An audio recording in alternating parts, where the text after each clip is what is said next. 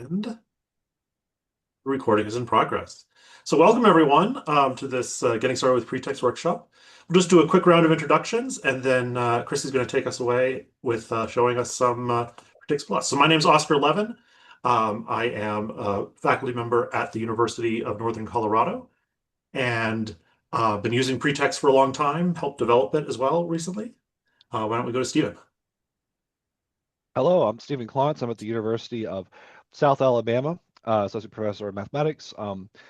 I got involved in PreTeXt a couple years after Oscar did, but we've both been kicking this stuff around for about a decade now or so. And also, we are the creators of the new PreTeXt.plus service, which we'll get to play with a bit today, which is we're hoping to make it the overleaf of PreTeXt and how to make it a lot more turnkey for folks to get started writing. So I'm really excited to share that with y'all. Tien. Hi everyone, I'm Tien. I'm an assistant professor of math at Oxford College of Emory University.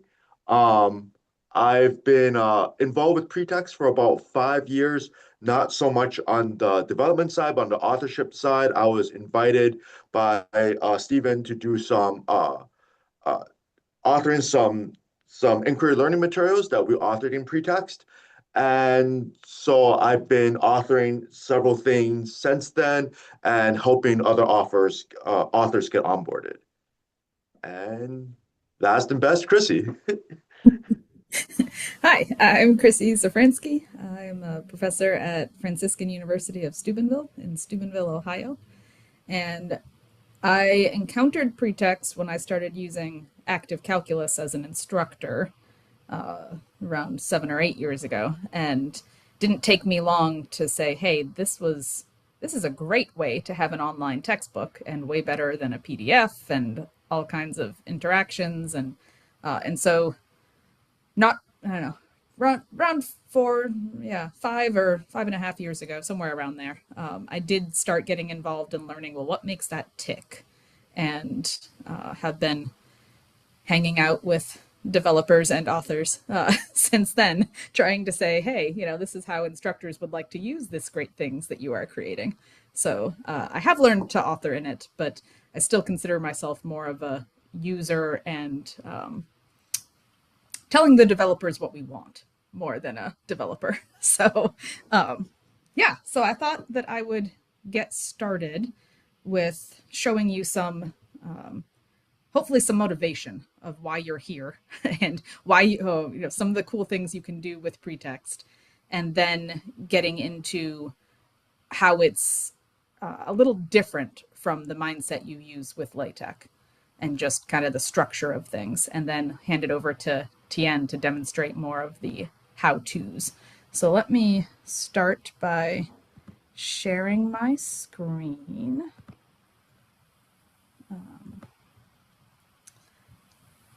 So I wanted to start with this because I think it's a really cool thing that we can do, and that I suspect a lot of you are interested in because of accessibility reasons.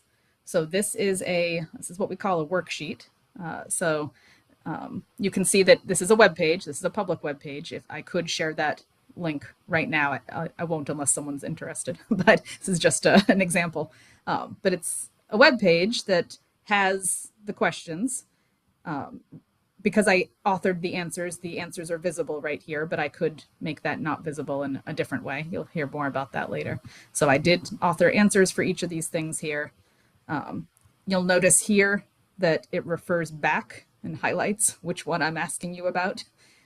So those are the ones that I want people to write the linear system that comes from them. But one of the really cool things is that there's this print button. So this is a website where screen readers can use it. It has all of the normal features. But if you hit the print button, then there's additional options. And it does turn into, because of how I authored it, it does turn into a 2-page worksheet with workspace that I've decided how much should be there for writing. You can add these headers.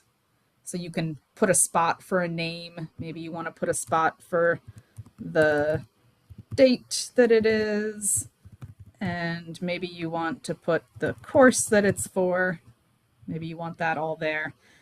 Right now, I because I'm thinking of printing this out for my class or letting the students print it out, either way, I don't want the answers showing.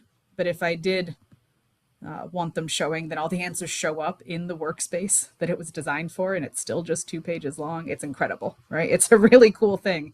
And that you can post the HTML version. You can also, you can see, bring a printed version to class to use. So that one has the answers. I guess I probably didn't want that, right? I probably wanted to print the version without the answers, but and then it would have the version with no answers there that I could bring to class. So I just wanted to show that as a bit of motivation of how what PreTeXt can be used for and some of the really cool things that it can do and how it's helpful for accessibility reasons. The next thing I wanted to talk about was more, again, big picture things. When you look at this, what do you see? And I guess I should make sure that I can see you guys if I want responses to this, or at least chat. Yeah, show grid video. There we go, maybe. Sorry, messing with my Zoom. So when you look at this, what do you see?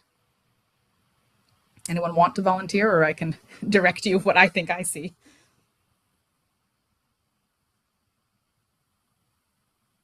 I don't actually see chat. So someone, one of the organizers or someone will have to help me if people are chatting things. I see a nice purple theorem. All right, so you see a purple theorem, right? So that is if you were authoring this in LaTeX or Word or anything else, you would have to say something about let's make it outlined, let's make it purple, let's set this apart, right? Let's do something like this. In PreTeXt, all you're gonna say is let's have a theorem. That's the structure of it. The presentation of it is going to be handled separately. So you should, one of the adjustments that authors have to make is you are not authoring purple. You are not authoring bold or larger, right? What you are authoring is this is a title. And how titles are presented, how theorems are presented, that's a separate decision. That separation is a big adjustment. It was a big adjustment when I started learning, but it's necessary for accessibility. That what a screen reader, what a vision impaired user, the meaning of it is not purple. The meaning of it is not big. The meaning of it is whatever the importance of it is, right? The fact that it's a title, the fact that it's a theorem. So the meaning is what we need to think about authoring and not how it looks. Anyone see other things they want to comment on, or maybe I already gave away all the answers. I don't know, right? That, yeah, right. This theorem has a proof, but no, I didn't actually put the proof there. So we have a definition. We have a note. Again, this is not authored as red or different, or it's authored as a note. Stephen, did you have? I was going to say someone in chat was talking about the proofs can be minimized. That little Yeah. only thing. So yeah, PreTeXt, we call that a null for a bit of knowledge. And yeah, right. So certain things in the HTML version can be minimized, only presented for people who want the extra info, but hidden away for easier reading if you don't want the extra info. And again, that's a presentation decision that you can make separate from how you author it. You don't decide, I want this hidden or not when you are writing. You just say, here's a proof.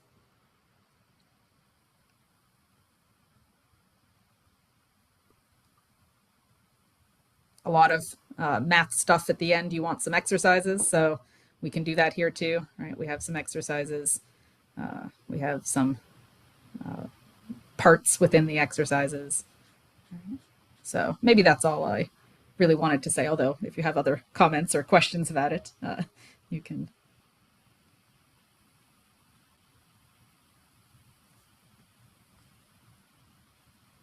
So I think the last thing that I wanted to show before handing it over to Tien is that this is, both of these things were actually done in PreTeXt.plus. So PreTeXt.plus, as Oscar and Steven said, like, this is their thing that's in development. It's awesome. It is still new and in beta, and so the features are limited. So you won't be able to do all of PreTeXt here, but what I just showed you, you can do. Right? You can do a lot here. So I think Tien's going to walk you through creating a new project and doing all that. But I just wanted to show you, while I'm talking about the structure, that this is the default new project. And so there's some code here, and there's some preview over here, and that you can toggle back and forth between the full build that will look more like the web page that I was just showing you and a simple preview. But the thing that I wanted to focus on here is if you check this, then you can see a lot of what underlies the philosophy of PreTeXt is that it is boxes within boxes. So everything here is living inside of a section. And so there is a section to start, and if you put the slash there, then there is a section to end. And so that's what says that I have this whole big section box. Notice when I first started learning, this took me a bit. I didn't know why mine wasn't working. That is not the LaTeX slash. I always get confused which is backslash and which is forward, but that is the opposite slash of the one that I use all the time for LaTeX. So if something's not working for you, check the direction of your slashes. Right? So that's what tells you that you're in the section box. The section has a title, and so that you can see that the title is the box that lives inside the section. Then there's a paragraph box, and this code here is what makes this paragraph. You can see there's a little P there. Then there's a fact, and again, fact, end fact. And what is inside the fact is a statement, end statement. And over here we see that there's a statement box. Within the statement box, there's a paragraph. So there's another P within the statement, within the fact. I think, yeah, I thought maybe I would show my other one, but maybe not, where the theorem has a statement and also a proof, and both of those boxes live inside the theorem. So that's how we know.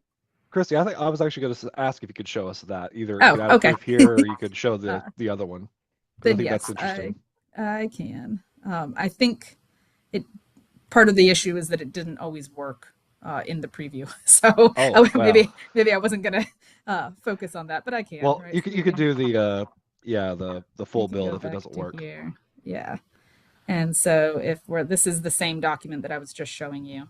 And if we look here, then, okay, yeah. So there is a theorem with a title. There is a statement of the theorem and the proof of the theorem. And both of those live next to each other inside of the theorem. So if we're looking over here, the theorem has to contain the statement and the proof. And those are optional, right? Various things are optional, various things are not optional. But a proof is usually associated with a statement, with a theorem. So that's kind of the overview of what makes PreTeXt different and why it is more easily accessible. People have been working on screen readers, on Braille, on contrast colors, right? Part of the reason why you don't pick purple or orange or whatever is to help with the accessibility, that the colors that are picked for you are all working together with high contrast. And I think I could still, did I have one of my things still open, right? The fact that it toggles and you can have a dark mode. And again, it already, all the colors have been picked for you to work in both light mode and dark mode, high contrast for when that's needed. A lot of the accessibility that comes built in is because you're not authoring those things.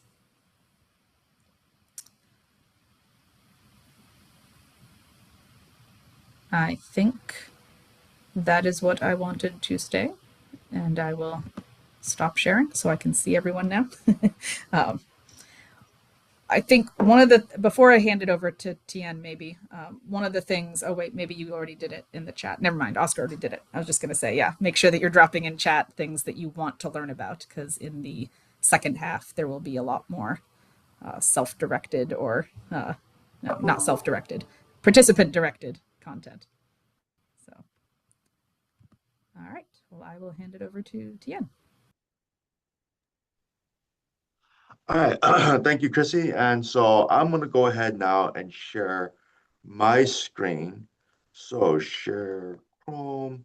So, um, can everyone see that all right? Maybe zoom in a couple of clicks. Sure, not a problem. And so here, this is a project that I was messing around with a little bit ago, but we'll start brand new just so that if you are on PreTeXt Plus and you wanted to follow along, that you can do everything that I'm about to do. So I'm going to go ahead and create a new project, and give this project a name. Let's say just demo project, nothing fancy here. And from here, I'm gonna say, all right, my assumption here is that most of us, if not all of us, are coming over from LaTeX and possibly Overleaf as our primary sort of LaTeX authoring platform. And so PreTeXt Plus is, as mentioned, still in beta, but when it is complete and fully featured, it will function as effectively Overleaf for PreTeXt. And so, like Overleaf, we have on the left-hand side, like the authoring window where we can type stuff, and on the right-hand side, like the simple preview that Chrissy had already shown, and then the kind of full preview um, of what that might look like. Um, and so I'm going to go ahead and create a new section. So I have a begin, create section, and there's some autocomplete features. It's not fully featured yet, as mentioned, um, but it is pretty good here. And then I will give it a title. And let's say this title is just a new section because why not, right? And then we'll close the title environment. And now if I rebuild my preview here, I have a new section and it is called a new section, just like I wanted it to be called. Most of us are here because we are we want to author accessible math stuff for our students. And so I think the thing I'm going to demonstrate most here is different types of math and just ensuring that we can at least get started doing some of the basic things that we would have done with LaTeX or Overleaf in PreTeXt. And so let's begin an exercise environment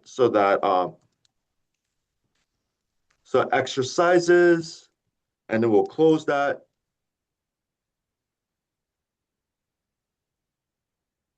And then let's start an exercise. So we'll begin with a single exercise.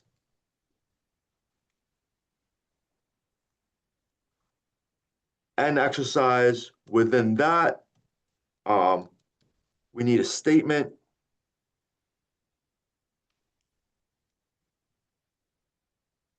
And so when Oscar and Stephen demonstrate things in the second half using code spaces, a lot of these things will autocomplete. So if you start statement, or exercise, it'll give you the statement and it'll give you a paragraph, right? We're writing stuff and stuff like that needs to be written in a paragraph.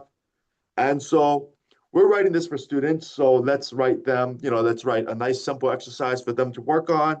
Uh, let And then I want math. So instead of dollar signs or slash parentheses, we use a begin M and M. So let n greater than 4 or n,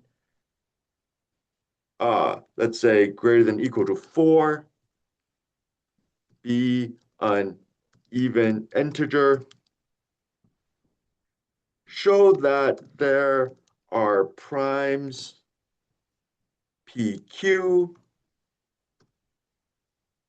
such that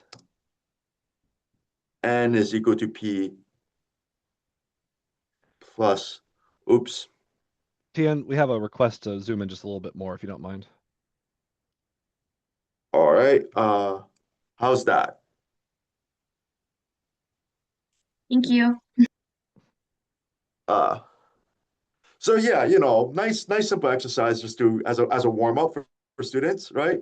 And then we'll go ahead and rebuild that, and we should see the statement here. So just like in this case, it'll read just like LaTeX if we had used dollar signs or slash parentheses, right? We have our math is all mathed out, and we have those pieces there. Um, and then so let's go ahead and take a look at different ways to write math. Sometimes you might want something to be like this, to be centered and highlighted. And like with LaTeX, you probably end up self-copy and pasting quite a bit. So copy and pasting the previous exercise gives me all of I'm pointing at my screen, like anyone can see my hand. Self-pasting the previous exercise gives me back, the format that I needed. Um, and so let's go ahead and give them another little warm-up exercise. Classify the zeros of the function. And so let's this time use MD.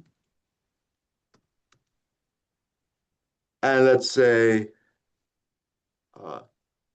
zeta of S defined to be the sum from n equals 1 to infinity of a fraction 1 over n to the s from the complex numbers to the complex numbers. And let me rebuild this. And what we have here is another nice little simple warm-up exercises for our students, right? And then so now we might want to write something that has like we might, there are different types of things we might include. So let's say we might have an exercise, say, that has multiple parts. So I'll start with an exercise environment again.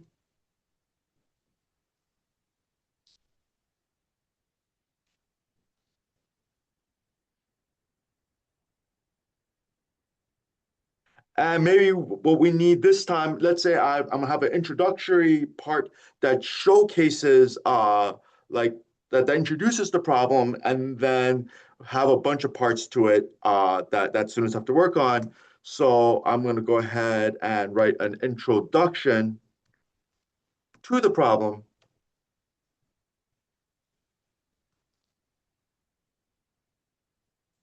The introduction needs a statement.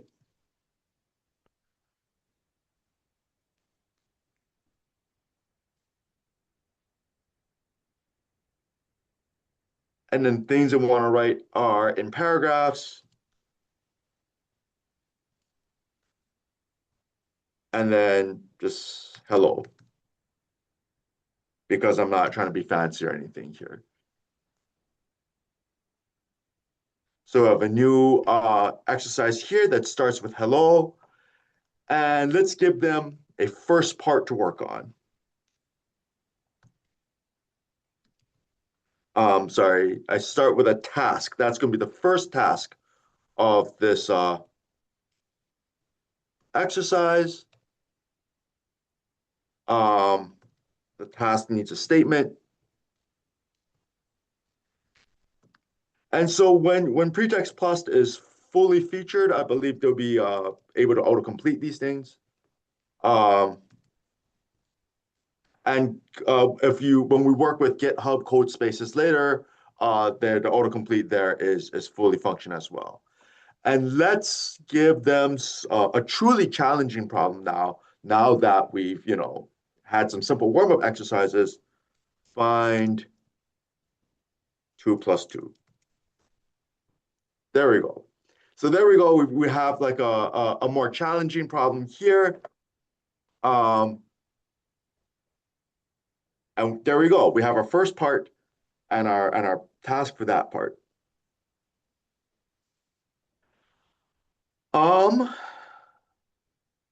So because this is such a challenging problem, we might want to give the students a little bit of help with this. And so this is not probably what many of you came for, but one of the features of HTML, in addition to accessibility, is the ability to embed different sort of elements within the page. And so I just want to demonstrate this because I personally find it very cool. We can input in here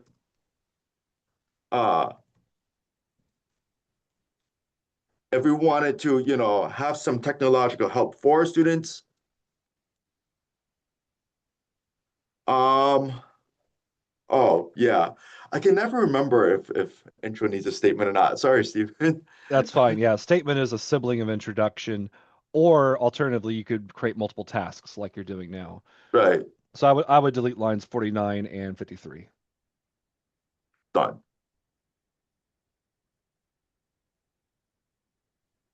I think it shows the real cool thing, which is the Sage cell you're about to.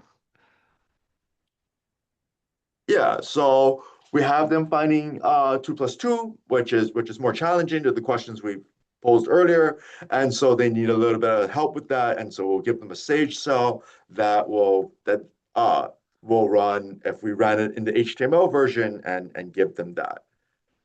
And then the last sort of thing that we might want to introduce in something like this is to say, all right, well, what if we want to introduce something with multiple lines? So I'm going to once again introduce an MD environment, but this is going to be the equivalent of like array or equation array or something like that. Uh, so uh, what we have then is a math row. It's going to be a row of math. And so let's say we want to take the derivative of something like sine of x squared. So normally in arrays or equation arrays, we would use the ampersand in order to align things. The ampersand, along with a few other symbols, because this is like, XML style language, is kind of spoken for, right? So we use at amp or ampersand amp with the semicolon to denote the ampersand as our alignment, and we'll say that this is equal to, oops, wonder why it does that. The derivative of, or sorry, cosine of x squared times the derivative of x squared, which now if I rebuild this,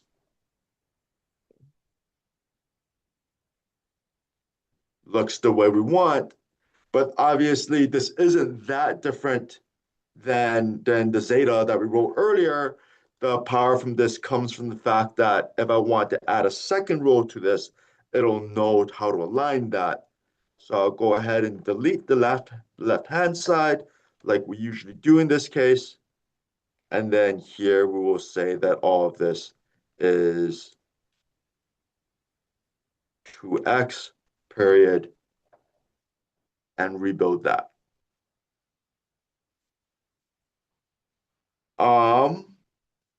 And so now what we have done is put in that math environment here. All right, so this is a good start. We have an exercise, we have some parts of this We have some exercises here. Some of them have some parts. We would like to be able to share this with students. So first of all, I want to save this. Um, and so what we have now is it's saved, and we have this viewable link here that we can pass along if we felt like. So you can click the open shareable link button here, and that'll give you a URL that you can copy and paste uh, wherever you need that to be able to go. And but here also, if you click this button here, what you have is the HTML code for an iframe that you can embed all of this stuff in. So over here, I have like an unpublished Canvas course. I should probably blow this up quite a bit as well. Um, and let's say I want to create a page that I can share with my students. So I'm going to call this page new worksheet. And what I want to do now is play with the HTML here. Let's make a paragraph here. And then let's take our, I'm pointing at my screen again. Let's take our uh, iframe embed code and paste it here in Canvas.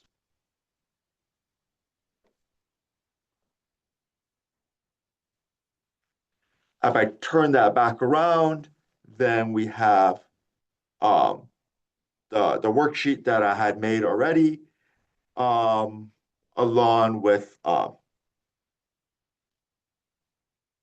the things we've added on to that. So let's go ahead and save this.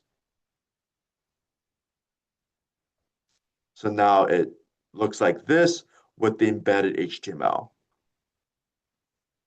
But wait, what if I forgot to add an exercise? Like, oh no, I saved this, I sent it to students. It's like, whoops, I forgot to add an exercise here. Um, well, I can go back here. I can go back to editing. And I'm going to go ahead and just add in whatever changes I want to make.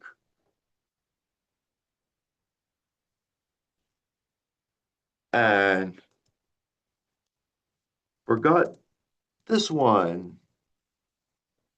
All right, let's go ahead and rebuild that. Let's go ahead and save it. Now, if I go back to my Canvas page and I reload that, hey, hey, there's the exercise I forgot, right? So I don't have to like rebuild the PDF and then delete it or re-upload it or whatever, right? It automatically, because this is the iframe is just linking to HTML, and I edit the HTML via PreTeXt.plus, that gets sent over to Canvas automatically. Now, there's a bunch of stuff I'm not sort of sharing right now because partly because PreTeXt.plus is not fully featured and yet, and also partly because there's just a lot of things you could do. But what I do want to share with everyone is if you ever ask the question, hey, is it possible for me to whatever? The odds are yes, it is. And so what this is the annotated sample article. There are uh, various things that people want to be able to do, Zoom like, back in for us a few clicks, oh, if you don't mind. sorry, excuse me. Yep. So for example, here people have just some examples, some Sage cells, which I've demoed. If you click here, you can see the source for all of that. And you can copy and paste out the bits of it that you want or need for whatever you need. So for example, tables very often are they're kind of a pain to authoring pretext, but if we're being honest, they're a pain to author in LaTeX too. So like that part's not super different, but you can see different examples of tables here and the source for what those would look like. I also want to point out that when I first started authoring the book I've been working on for the past couple of years, um, which I needed to author a lot of tables. I wasn't sure how to get started. Um, I was introduced to a really great website, latextables.com. So this has an editor where, for example, it has a pretty nice UI that I could use to edit and design a table via this UI. And what it'll do is it'll generate, let's say in this case, generate pretext as my output of choice. If I generate that, it gives me the code for the pretext code for the table I just made, and I can copy and paste that into whatever document I'm working on.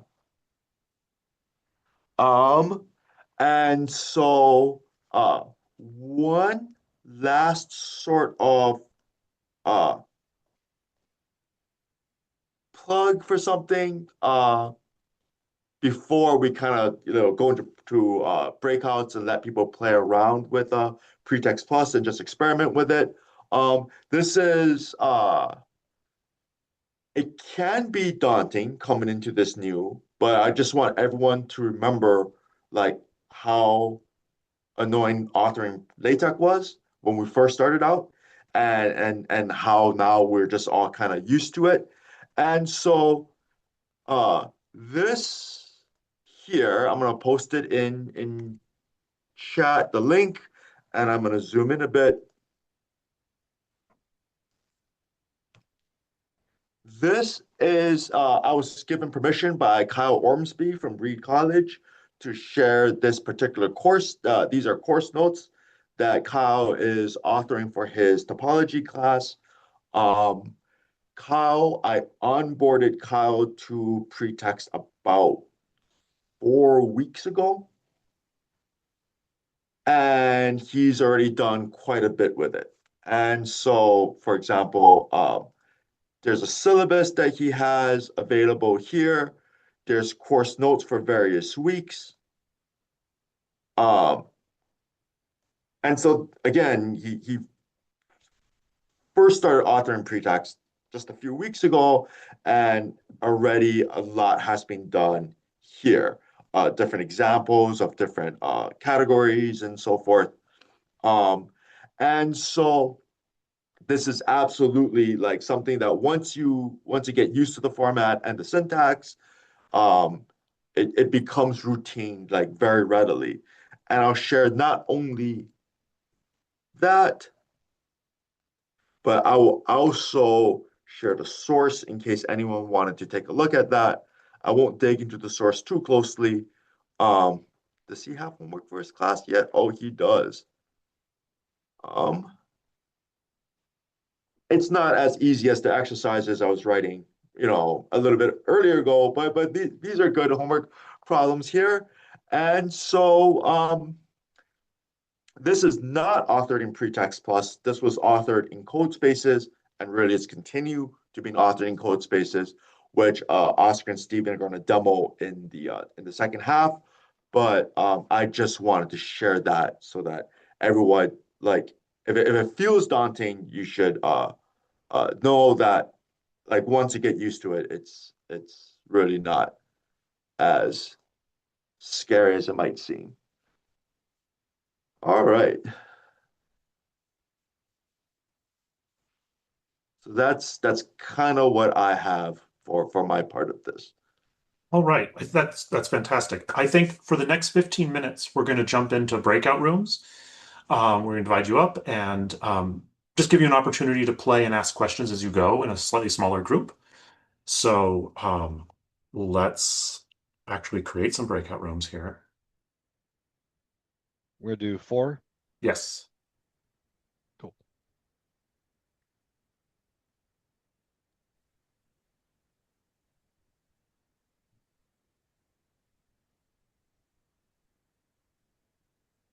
So we'll go to breakout rooms, and then at the top of the hour, we'll switch over and see how to start a full PreTeXt project that maybe has multiple pages. If you want to do a setup where you have all the features, that would be exactly the same as if you installed things locally, but we'll show you how to do it in the cloud so you don't actually have to install any software.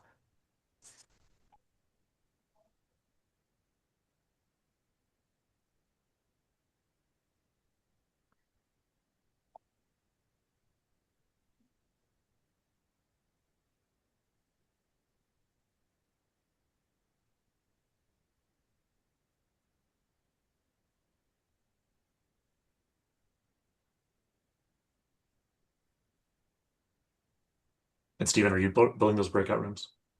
I'm sorry. I thought you were building the breakout rooms. My mistake. Oh, Let you me. asked if I there were guess going to be four, so I I assume. asked how many before, so that would be like the assumption that all right, automatically I will not do the co-hosts. Create open rooms, and co-host will join you momentarily. Oh, Chrissy, you're not a co-host. I should make you a co-host.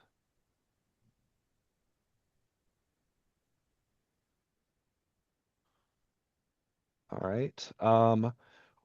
Chrissy got assigned to room One, it 1. looks like. So I'll Oscar 2, TN 3, and I'll go to 4. I'm good. I will wait until we have started recording. Excellent. All right. So what I've got here right now is Oscar's template repository for a demo course in PreTeXt. And so I'll pass it off to you, Oscar, when it comes time to actually editing the course, that because you have more experience with that. But definitely the GitHub stuff I'll walk through. This is really good for engaging in any sort of GitHub project. If you have questions about using GitHub as a mathematician, I'm just going to go ahead and shout out this book that I wrote. Handbook is really more appropriate. GitHub for Mathematicians. I'll put that link in chat.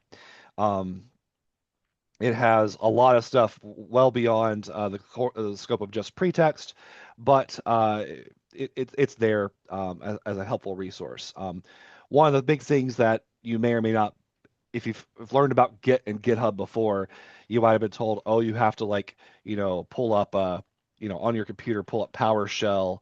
Um, and now we have a big scary command line that we've got to do something with. I've never used PowerShell in my life. I've used Linux terminals, never a Windows terminal, and I don't have to because everything we're going to do is through the web browser, even still today. Um, but if you like to install things locally, we'll talk about that by the end as well. All this rambling, hopefully give you time to log into your GitHub account if you haven't already and get to this template, is now I want to use this template. Let me zoom in a little bit. I'm going to use this template. And so if you find a repository that is a nice public template repository, you could use the template with the green button. Whenever we get to GitHub stuff, I always say I have a big green button philosophy. Almost anything you need to do should be a big green button. And in this case, the big green button we want is use this template and create a new repository. We're not ready for a code space because we want to actually create a new repository that we own. And so there's my template.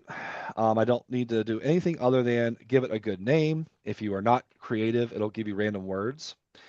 Believe it or not, I've never created a congenial barnacle repository before, but I'm going to call this demo course workshop today's date. That's also available.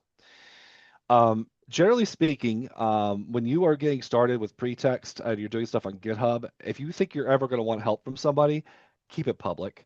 Nobody cares. No one's looking over your shoulder to see all your random repositories. In fact, if you feel embarrassed about your public GitHub repositories, do not, because there's no way you have more crummy random repositories that are not being like verbose. Like this is all nonsense. It's all public. nobody cares. If you should be embarrassed, I should be super embarrassed. I don't want to be embarrassed. I highly recommend leaving it public so that we can help you, right? You could give us links to things and we can take a look at it. I'm going to hit that big green button, create repository. It should only take a few seconds. There we go. All right. Now, the other thing I'm going to click really quickly right now is the code button and create code space on main. And so what this is going to do, and I encourage all of you to do that right now. If you're going to follow along with me, make sure that you don't wait to hear me finish the sentence. Click that button now, click that now, and then make sure you see a screen that looks like this. It says opening remote. It looks like it's kind of empty, but things are loading. I don't like that this is the default view, but if you hit refresh, then it should, yeah, it gives me this little thing here, building code space. If I click that, I don't know what half these words mean, but at least I can see that it's making progress now. So it should be updating here. There it goes. It's moving through. And what's happening right now is that I don't want to have to install a bunch of stuff on my computer. I like to be able to do everything on the internet so that it doesn't matter whether I'm on my work computer, my work laptop, my toaster. As long as it has a web browser on it, I can go to github.com and I can log into my GitHub Codespace. And I have this software installed on a virtual computer in the cloud, some server farm in Virginia. And that's where PreTeXt software, like a whole operating system that includes PreTeXt software and LaTeX and the things you need to make Braille output and all that stuff, that's being installed for me automatically. It's all being extracted from this Docker image, whatever that is. So that takes a couple of minutes. This is a one-time process per code space. After this, it's sort of like installing Windows on your computer for the first time, except it's much quicker than that. You do that once, and then you don't have to install Windows every time you turn on your computer, right? That may take a couple seconds to boot up, but this process where it's installing all the software is a one-time deal. So while that is cooking, let me just kind of talk about Stephen, do you want to just go through those steps one more time? I think that would be great. I always forget. It's good to go through those steps twice. So if you missed it before, you want to first you go to the template. I'll put this link back in chat. All right, you're going to use the template. I'm going to actually do it all over again. Create a new repository. I'm going to call this animated adventure. All right, call it whatever you want. Strongly recommend keeping it public. Hit create repository. And then this, just to emphasize, you have a public repository, or it could be private, but you have a repository, whatever, it lives on GitHub. That's just the code. That's just the text files. And that lives at github.com / your username / whatever you called your repository. That's different from the code space, which is some random word, study Fortnite, gobbledygook.github.dev. That's a code space. This is just a copy of all the code that you have committed and pushed, whatever those words mean. You can't really do stuff with it here. That's just how you share it with other people. To actually do stuff with the code without having to pull it down to your own computer, you need to make a code space and edit in the code space. There's an intermediate thing if you're not doing PreTeXt. If you're just actually editing text files, there's something called GitHub Dev, which is a little bit faster. You can learn about that at GitHub for Mathematicians if you're interested. But now that I'm here, I've made my repository. But to make the code space, the thing that looks like this, I go to code, and I create the code space on main. I'm not going to click that green button because I don't actually want to boot up two code spaces. But that's the button that you would click. Once you've done this, let's say that you walked away from your computer, you accidentally closed your code space. Oh my God. What do I do? How do I get back to that? Whether it's still booting up or not, I want to get back there. You got a couple of options. The easiest thing you could do is just go to github.com. And then I think it's this menu over here in the upper left. You can go to code spaces. And then here's my demo course workshop code space study Fortnite. I really eat the dog food. I code PreTeXt.plus on a code space. It's a really useful tool. I do not install software on my own computer because my my my IT people, they only give me so many permissions. I don't have to worry about it if it's all in the cloud. But now I'm back here. Oh, I got back to the repository. So you could actually go directly to uh, the code space by clicking the random words it named it, study Fortnite. If you go here to the repository instead at github.com, go back to that big green button, code, click the code spaces tab. I forgot to mention that. If you're on local, you have to click over to code spaces. And now it gives me on the current branch, whatever that means, study Fortnite active. That is my code space. That would click me back over here as well. So, Stephen, I have bad news. I think this is going to fail. Yeah. Okay. Okay, what So, happened? apologies, everyone. We get to practice Oh, this one more time. you did update it with the fixed Exactly. yeah, all right. Okay. So, go back to your repository, please. And if you hit refresh, okay, so yeah, try just hitting refresh. If you update the template, we've got to make a new copy of your template, Oscar. Yeah, I think that's true. Yeah. There Okay. was a bug with a recent bug the past day with PreTeXt code spaces that we fixed, but it did not make it to our workshop until just now. So apologies. We're going to do this one more time. If you want to tidy up behind yourself, you could actually delete the old repository. I'm going to do that real quick. It's not necessary, but if you want to, you can go to the settings of a repository and just scroll all the way to the bottom to the danger zone, and then delete this repository. All right, I do not need this failed demo course workshop. I want to delete it. Bad things will happen if I don't read it. I'm not reading that. And then if you have like 7-factor authentication like I do, you got to put in a authentication code. Because it really doesn't want you to do this by accident or have somebody walk by your office and do it to you. All right. Anywho, now we're back to my other random public repositories. I want to go all the way back to demo course workshop. There he is. And I see that, oh, nope, that's the one I created. I want to go to MathTech.org's demo course. And I see here that 2 minutes ago, Oscar fixed this. So now we're good to go. Again, one last time, use the Hope so. template to create a new repository. One can only hope. And at this point, if it doesn't work, I'll get a working pretext book and Sorry, show you how Stephen, it I, works. I think can you show this a little more slowly? I think there were some people who hadn't followed along the first time. So let's just Absolutely. make sure we're going through this. All right. From scratch, here we go. We're at the demo course, mathtech.org/demo course at github.com. Big green buttons. There's two to choose from here, but because this is not mine, this is MathTech.org's, I want my own. I want to make it use the template to create my own new repository. So I'm going to click this button here. All right. And so now I'm going to name it whatever I want. And again, I'm going to go ahead and call it demo course workshop, whatever today's date. And I could do that because I deleted the old one. I highly recommend keeping it public because if you ever want help with anything, we can actually see your code and help you out with your code and then create the repository.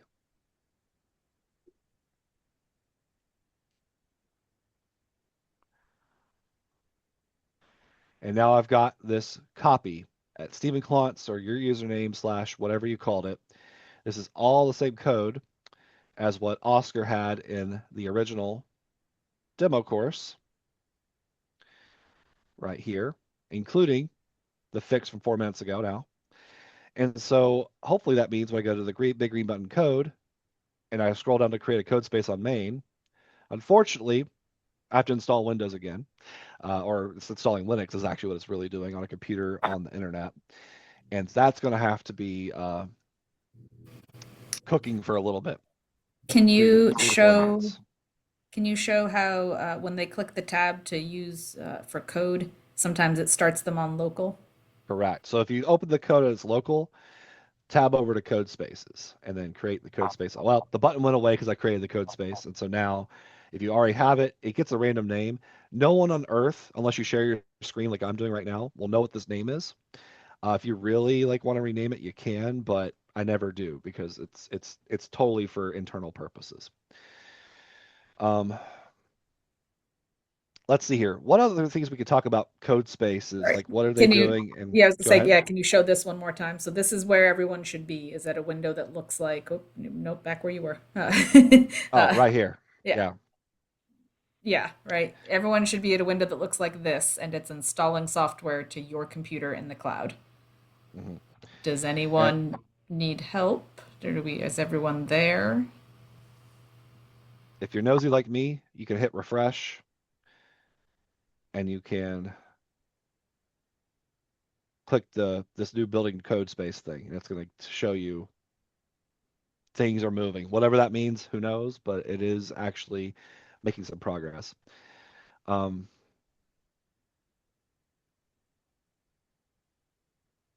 I'm looking at chat real quick, but I think Chrissy was helping me out and making sure that those got addressed. Am I the only one that can't see the screen? I must have just messed up something on Zoom, but I'm trying to see. I do believe I am sharing a screen. Okay. Yes. All right. I'll figure it out. Sorry.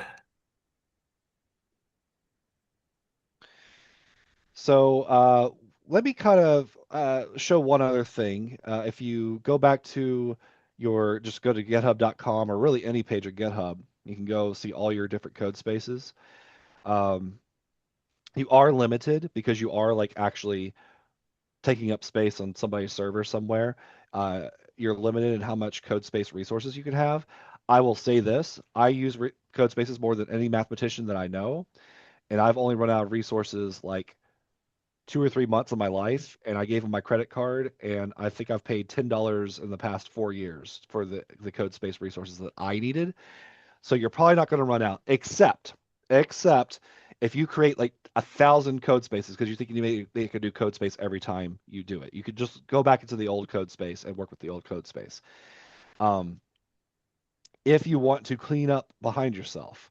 I don't actually, because I'm going to work on all these projects probably later today. But if I were to want to delete one, this is where I could do it. I could just hit delete right here. As long as when you delete a code space, you're gonna have to go through this whole process again to get a new code space back. But you won't lose your code because the code space is actually the computer where you're doing your editing and you're running your PreTeXt software. But the code itself lives in the repository at github.com, and that will be there as long as you have committed and pushed, and Oscar will show you what that means here in a bit. But you can delete these, and also by default, they are set to auto delete after a certain amount of time. I forget what the default is. I've made mine a lot more aggressive. It's all configurable through your settings if you want to do any of that configuration. All right, we are still cooking over here. Any questions or thoughts or things I could repeat about how to get our PreTeXt in the cloud running?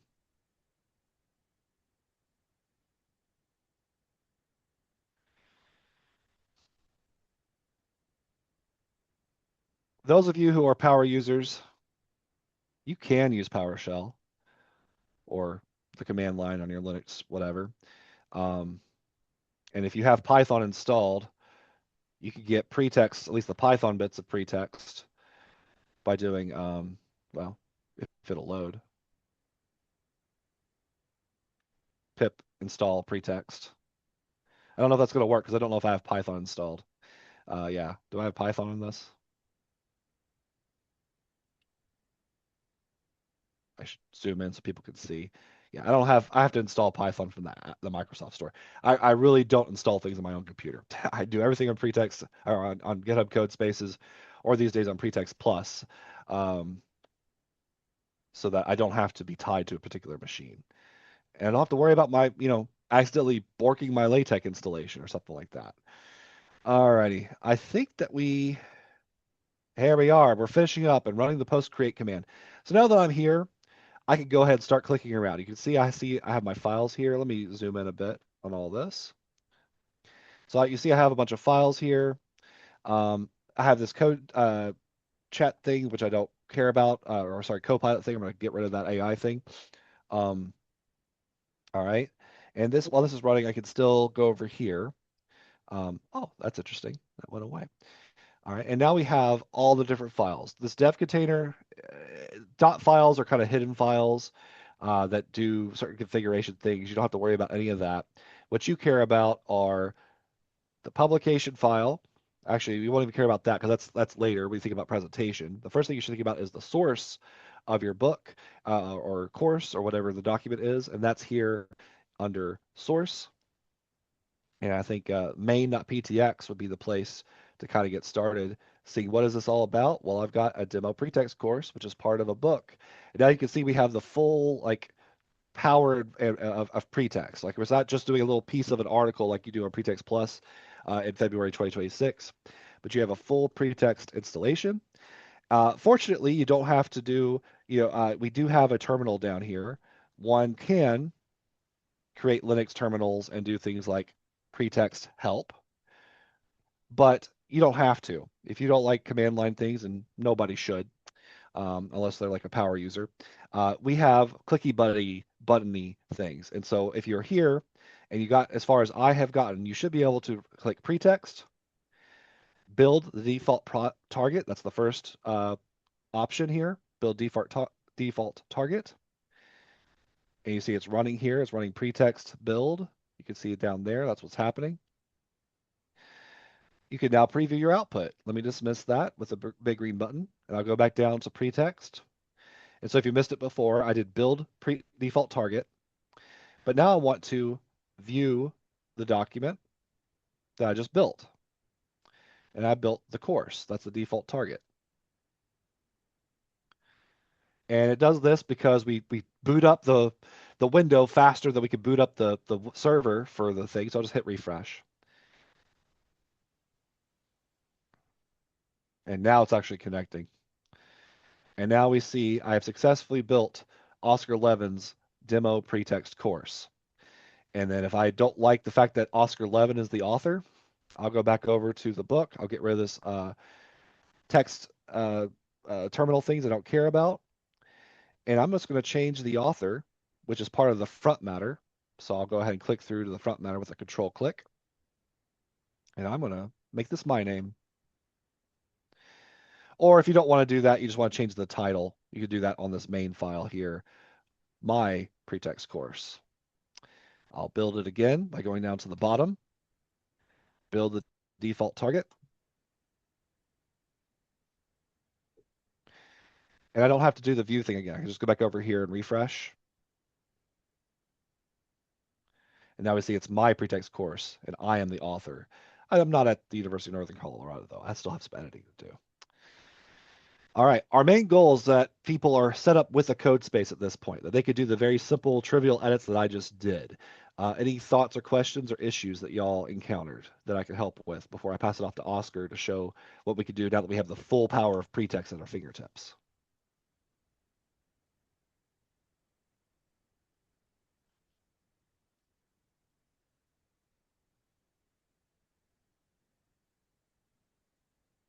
I'm just reading through the chat.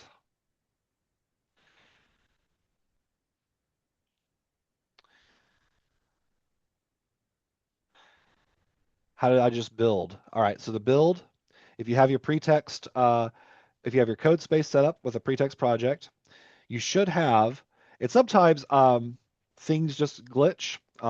Hit refresh. If you're ever stuck and you don't see something you think you should see, just refresh the web browser. Sometimes your internet connection hiccups and you don't quite get the thing that you wanted to get. Excuse me. So, and again, notice that this does not take the 5 minutes, right? The code space was already created and it's already booted up because it is like a computer. You have to boot it up and you have to shut it down. Or it shuts down automatically. Typically, people will let it shut down automatically just by walking away. But if you're here actively working and you accidentally close out your tab or something, you can Control Shift T to open up the last tab that you closed and get back there. Same thing as refreshing. And that'll just take a couple of seconds to get your web browser caught back up. And so now that we're here, hopefully if it wasn't working before, the PreTeXt extension. If you don't see the run PreTeXt command, the PreTeXt play button down here, um, I would say click your extensions on the left and then scroll down and see if PreTeXt Tools by Oscar Levin should be listed as one of the installed extensions. And if not, then that's weird, and we'll have to help you out with that. But I'm going to go back to my files under the File Explorer at the top here. And I'm going to build this by going to run PreTeXt command, build default target.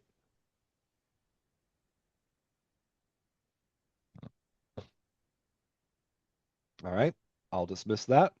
I'll go over here. Oh, if you didn't do the view thing earlier, view full document gets a preview server working.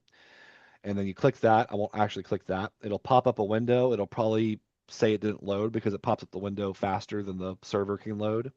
So then just refresh the browser and you should be able to see your document.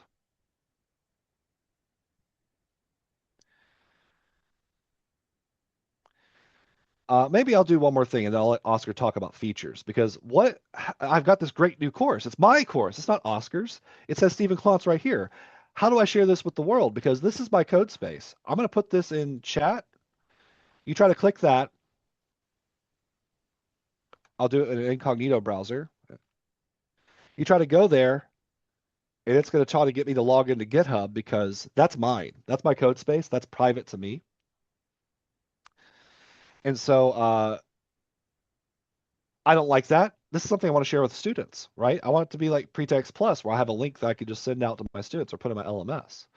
Well, that's where we have to do something called a deploy. And I believe that I could just click deploy. PreTeXt deploy to GitHub pages. I don't use this workflow as much recently. Is that right, Oscar? It'll just work now. All right, it's ready. It's ready to deploy to GitHub pages. So I'm going to hit the deploy button. So again, that's the menu here at the bottom. And it deploys to GitHub pages. And it says, oh, I can visit my site. Let's see how that works. It did not work. I think I was too slow to click the green button, actually, is what happened there. That's okay. How do I see my site? My favorite way to get to my deployed PreTeXt site is to go back to github.com, go to the repository. And you'll see here that right now it just said initial commit, whatever. If I refresh, you'll now see that I've updated the PreTeXt project source. And the other thing that's different is if I go to this about gear, it's giving me the option to put a link to my GitHub pages website. So I'll hit that and save changes. I'll do that one more time. So I like to go to github.com to my repository, the thing that has the public version of, and again, this is if I click through source and I click the main.ptx, you'll see this is my PreTeXt course, not Oscar's. So that was updated on my public repository. So if it wasn't working for some reason, I don't know what's wrong with my code, I could put this link in the Math Tech Discord and say, help me, please. And somebody could actually help me because they could see what I was doing.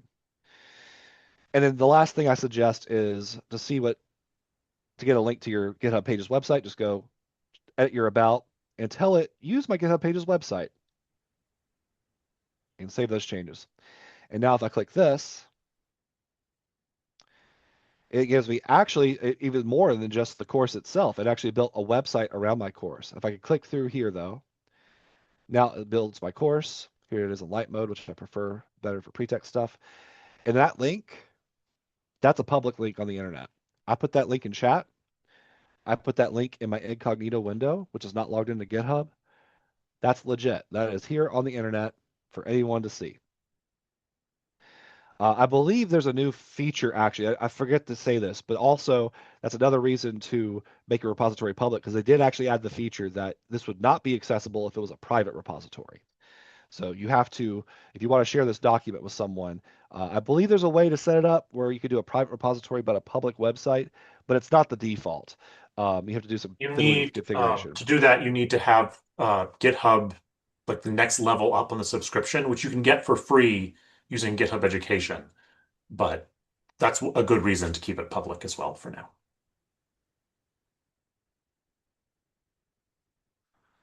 Yeah, github.com/education. that'll let you join for free. Tien has told me horror stories about how he had to like submit his pay stub like 3 times to get the thing. It was works really easy for me. Like I just gave him a screenshot of my last pay stub and they gave it to me. But I don't know why they don't let me put a link to my faculty webpage. Like at southalabama.edu, I'm pretty well known to be a faculty member at a university, but whatever. But it's a one time every 2 years sort of thing, and then you get all the pro features for free. All right. Oh, speaking of weirdness, I don't know what happened there, but if I hit refresh, Can you oh, show one nothing more was here. time the website address trick? The website address trick, absolutely. So you go to your repository. Oh, I forgot what my repository was. I go to github.com, and if I'm not on my profile picture, it should be up here. I could go to my profile or go straight to my repositories. And it's probably the top one, probably the one that you created most recently. And now that we're at our github.com public repository, I go to About and I edit the About to tell it to use my GitHub page's website. And then once I've done that, I will click the Save Changes. So again, you're on your repository page. You go to About with the little gear, which should appear if you're logged in and it's your own repository. The website, I want to use my GitHub page's website. That's what we deploy to for you automatically through the PreTeXt tools extension. I'm going to save those changes. And now I've got this handy link on my github.com repository that links out to my github.io. So that's the another different URL. So it's github.io is your GitHub pages. That's your public website. That's the actual result of building your PreTeXt document. It's kind of similar to the PreTeXt.plus share link. And now that I'm here at my PreTeXt course, this is on the public internet, and I could put a link to this. Say, let me go into my sandbox URL. My sandbox. Just put my should not put my my faculty ID on there. Oh well. All right.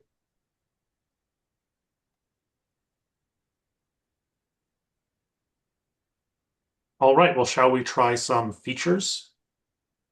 I'm going to show one Oh, more you're going thing, to do this. Oscar. Okay, sorry. Yeah, sorry. I was going to go by course, like the sandbox course. And if I want to share this with my students, the way I usually do PreTeXt stuff is through the modules. Tien showed something slightly different earlier, so I wanted to show this. I'm going to create a new item in my modules. That's an external URL. And the URL I'm going to give it is the embed URL. So I'll actually go through it here and click this URL that has question mark embed. And then I'm going to put here my course notes. Add the item. And now my course notes, I can publish it. And now if I'm a student, I can go to Dr. Klotz's course notes. And there they are in the document, in the LMS. All right. I successfully ate up a half hour, and Oscar is going to give you the better half of this hour and show you some of the features that you could do with the PreTeXt, full power PreTeXt in the code spaces. And I'll start watching chat. If you have any questions for me, drop them in the chat. Oscar, take it away. All right. So let me just get my screen set up here. And hopefully soon you'll be able to see my screen.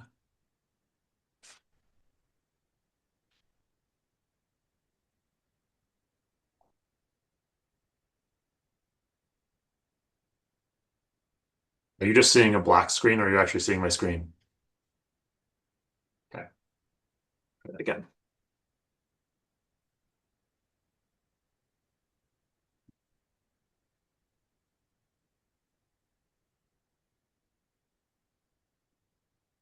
Okay, that looks better. All right, so this is the code space that we were just looking at, just my version of it. So I want to show a little bit just about the organization of this demo course and how that has been set up. If you do run the pretext button, hit the pretext button down there, go to build default target, that will run for a second, like Stephen was saying.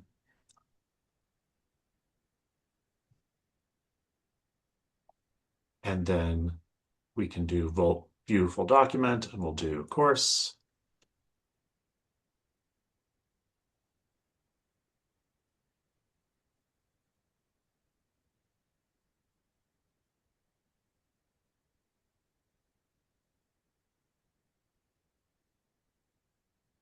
And you'll notice here the way that I just chose to set up this template.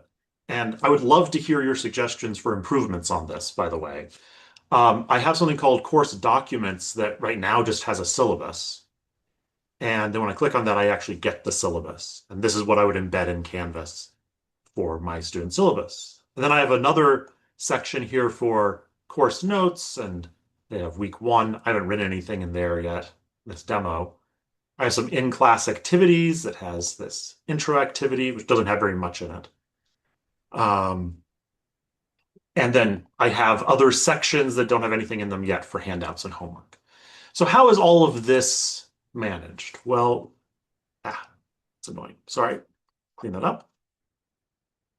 The main file for this course is called main.ptx, and that is inside the source folder.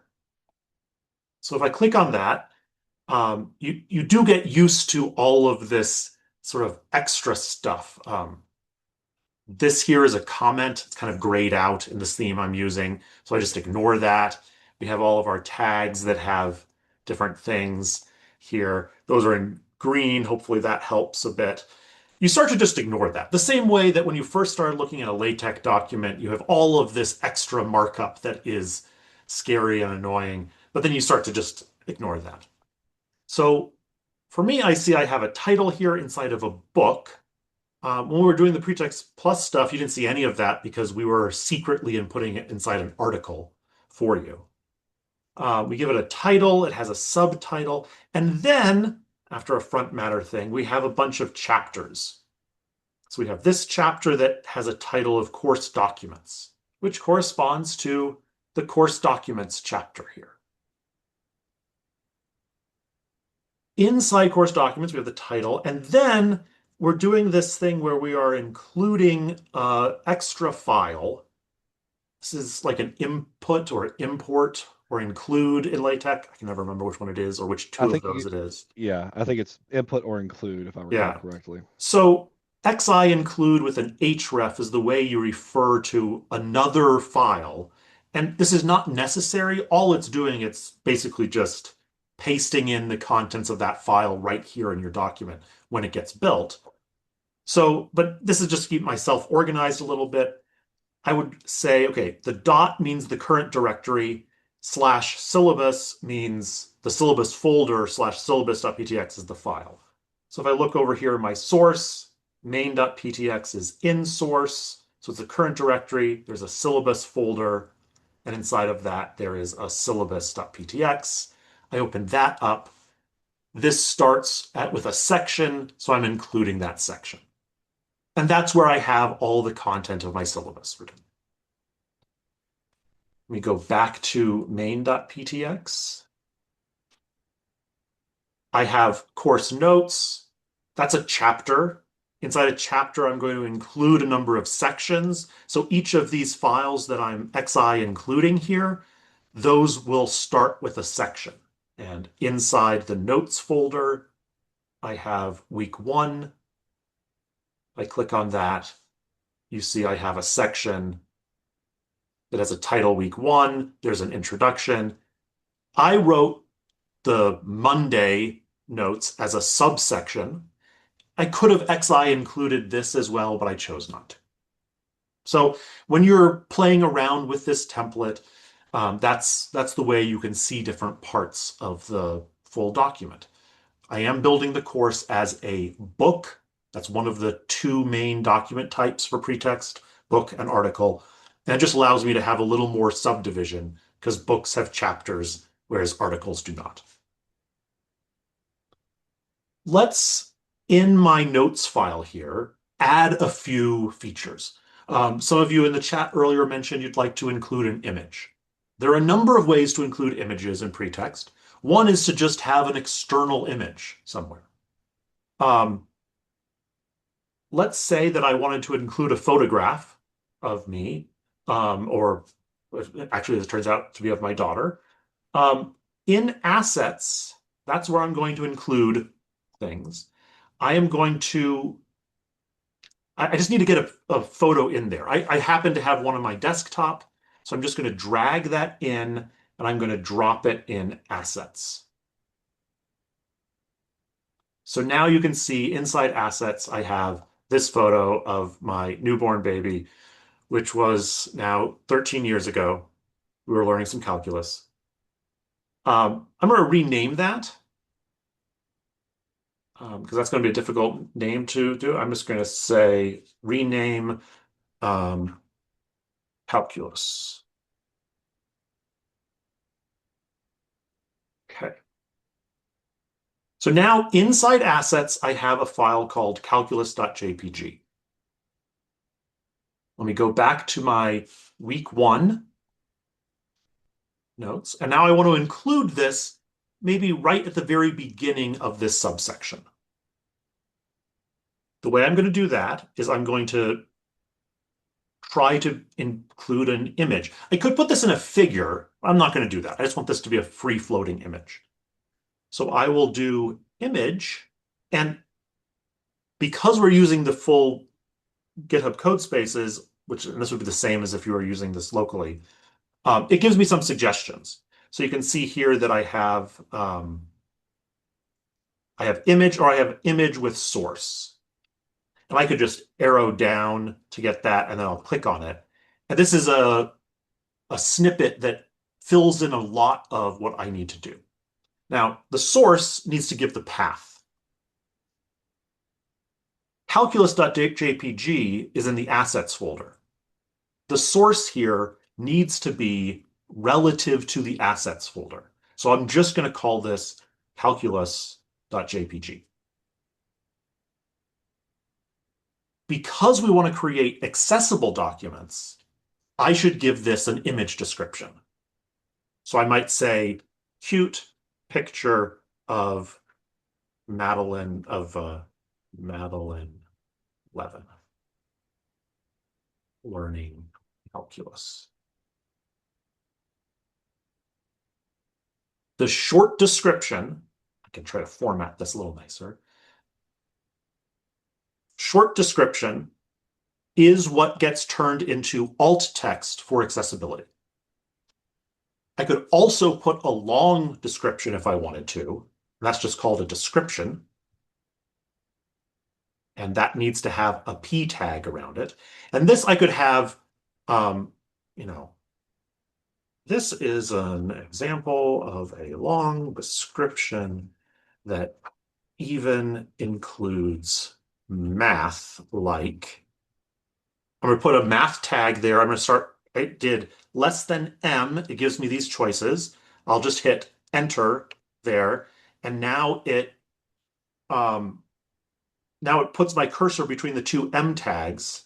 So I can do something like this.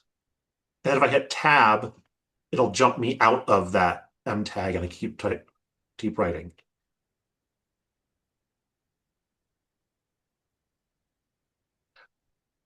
Okay. Let me just make sure that worked. I'll go back to the PreTeXt button here. I'll go to build default target. The way I renamed my file is I just right-clicked on the file and picked rename. Okay, build was successful. Now, previously to get the web view, I went back to the PreTeXt button and I did view. But since I still have that tab up here, I can go over here and just reload. And now if I go to course notes and week 1, I see there is my image. And you don't see the alt text here, but you do see this long description. And the long description would have actually math in it. So if you wanted to describe a graph that you had, for example, in a lot of detail, you can include anything you can put in a paragraph in this long description. And you get this nice little tooltip here asking you to do that. Let's see, just to show off the alt text viewer. So I have an accessibility tool enabled so I can check for alt text. You can see the alt text for this image. If you had a student that was using a screen reader, when it went to an image, it would read cute picture of Madeline Levin learning calculus. That's too big of a picture though, right? That's way too big. So let me go back here and let's make it a little smaller. So in my image here, I have the source. I want to make it smaller, so I'm just going to make it width equals 50%. And now if I go back and I build, and I go here and refresh, I get a reasonably sized picture. All right, so that is a way that I could put a picture that I have an external image. I just store it in assets. You can absolutely make a subfolder here. Like if you wanted to do, if you do a new folder, you click new folder and do photos. And then I could take that and drag it into photos, move it. So now I have assets and photos. There's only one folder, so it shows it kind of in a weird way. But if I wanted to do that, all I have to change here is make this photos slash, if I wanted to organize stuff better. What if I wanted to do something that was in TXI or prefigure? Now, I'm assuming a lot of you know about TXI, but prefigure is the new shiny bee's knees um, of drawing figures because it can create accessible versions directly from the source. And honestly, it is much easier to write than TXI because it is semantic. You can define things like with a definition and then do coordinate boxes. Let me just take this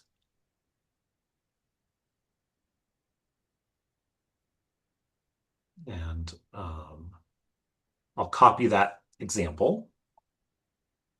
And now I'm going to make an image.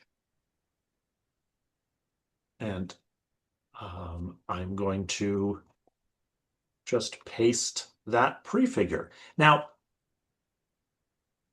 I'm probably doing this wrong. I am not an expert at using prefigure. Chrissy, do I put a prefigure element inside my image? Okay. Yeah, and you need the namespace thing as well. Let me Right. get you something to copy paste, or if you don't have one handy. I don't. And I need to set up a snippet for this too. Yeah. You, Let me grab the sample from PreTeXt.plus that I use. Just a moment.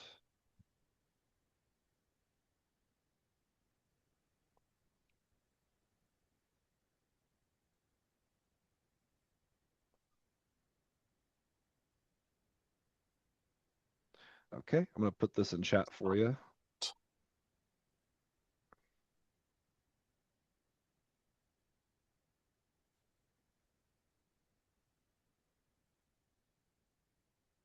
no, I guessed correctly. Okay. Okay, so now if I build this, I go to pretext, build default target again.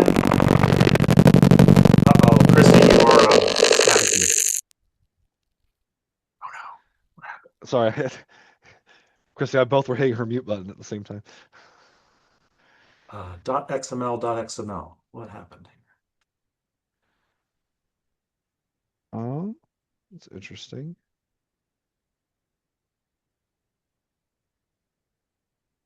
I don't know how Cut that out could have changed. cut out the image and see if it still has the error. Oh, Yes, yeah, let's you didn't put a try a label. You didn't put a label. label on it. Yeah. It's a horrible error message, though. We gotta make Yeah. that a little bit more human understandable. Let's try this one more time.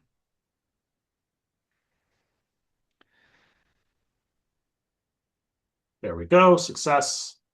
Go back here, reload. And there's that image.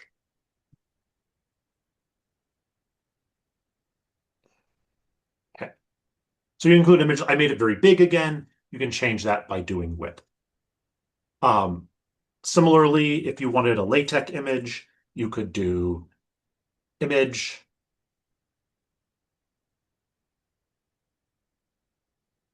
LaTeX image, and now you can put your TXT code right between that, and it would compile TXT code and give you an image that way.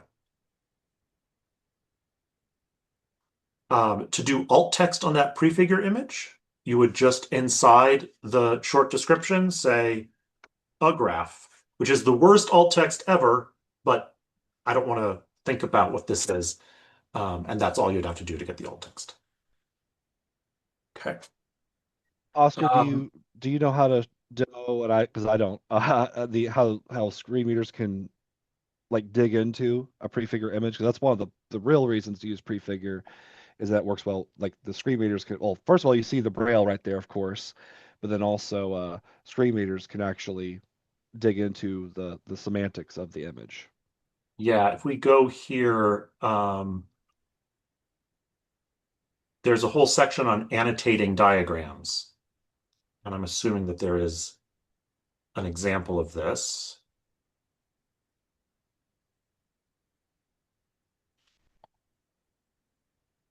So,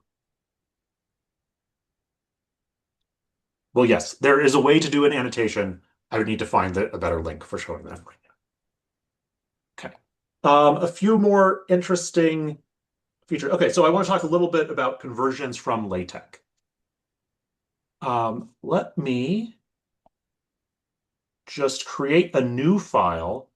I am just going to put it in the root of a thing, or say sample.tech. And I believe,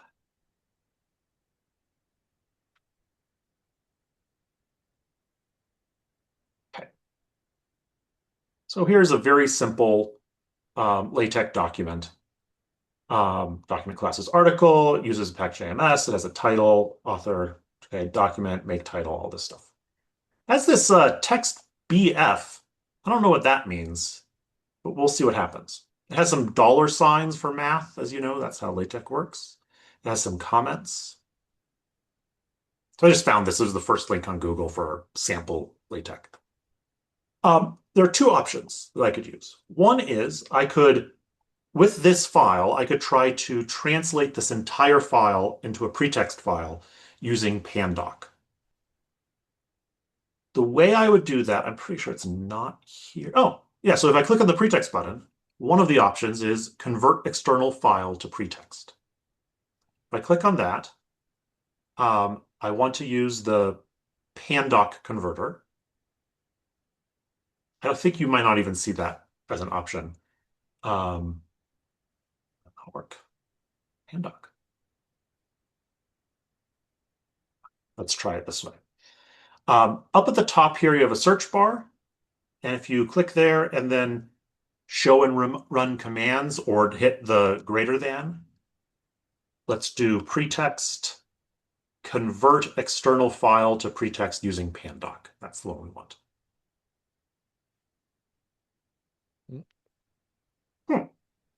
Okay, for some reason, Pandoc did not get installed. That should work if you have Pandoc installed. I don't know why that didn't get installed in my Codespace. The better way to do it anyway is I'm going to take just the contents of this, the stuff that's between the begin document and the end document. I'm going to copy that. I'm going to return to my week 1 notes. Maybe let's go down to the subsection for Wednesday. I'll paste that in. And this doesn't look right because it's not PreTeXt. But if I select that, and then if I go down here to the PreTeXt button, and I select Convert to PreText, I could either select LaTeX or PreText Markdown. Both of those should work for this document, but let's try the LaTeX conversion for now. I click that. What it does is now it has created for me, now it created a section because it said section. So I actually probably don't want that. I can just delete that. Now I have hello world. I have a paragraph with alert hello world. Alert is probably the best thing that's like boldface. I don't know what boldface means. It just says display it this way. If I want it to be like hello world, that's probably an alert. If I was using boldface to denote the term that I was defining, I would call this, instead of alert, I'd call it a term. The LaTeX thing went missing, so I'm going to have to fix that. Learning LaTeX. Great program for math. You can write math inline, such as, and you can see that it created that as an inline math. You can also give equations their own space. This is not quite right. Let's see. This should be inside the P. So there are a few bugs with this. We're going to try to fix that. Math here, new paragraph, and end of the section. Just go back to where we had our LaTeX. Just undo that. And out of curiosity, let me try to convert to PreText with PreText Markdown. Okay. Well, so also this isn't great because it kept the comments. So that's something that we're going to need to fix. That is currently where we're at with converting from LaTeX to PreText. You take some snippet, you paste it in, and you try to convert it using one of these tools. We are actively developing these tools to try to make them better. So if you try to do some of these and you see weirdness, like this text BF did not work correctly in this one, it did work fine in the other, please let us know and we're going to try to make them better moving forward. All right, we are just about out of time. So I want to thank you all for coming. Stop share here. We plan to have more of these workshops, basically one a month for the next couple of months. We'll try to have different days and times. So if your colleagues couldn't make it Tuesday, Thursday, keep an eye out for those. When this is done, we will process the recording and post it up on our Math Tech YouTube channel.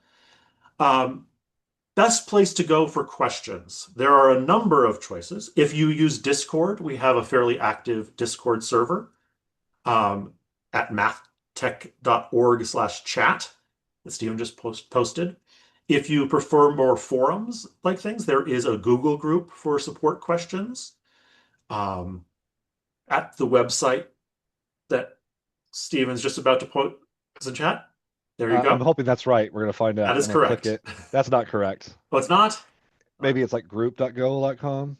I don't know. Yes. Google group. I'm going to get the right one. Hang on. I tried real hard. We will also, we can send out some links to additional documentation and there we go. And these support things when we email you. We're also going to send out a very short survey for you to give us feedback so we can try to make this better. I think today went better than the last one we did, so we're making progress at these. Yeah, but people come in April are going to get a great workshop. You Yeah, guys just have to suffer through us for thanks 2 for being our hours, guinea so. pigs, and thanks for your interest in PreText and Oscar, making accessible documents. Go ahead. yeah, drop-ins. Right. Also, 2 or 3 times a week, we just hang out on Zoom to help people with PreText. So there is a calendar of events on the mathtech.org website that lists all of them Tuesdays, Thursdays, and Fridays for 1 or 2 hours. We just hang out on Zoom, and anyone who wants to come in and ask questions can do so. So lots of ways for you to get help. I'd love to see you there. And yeah, thanks again for coming.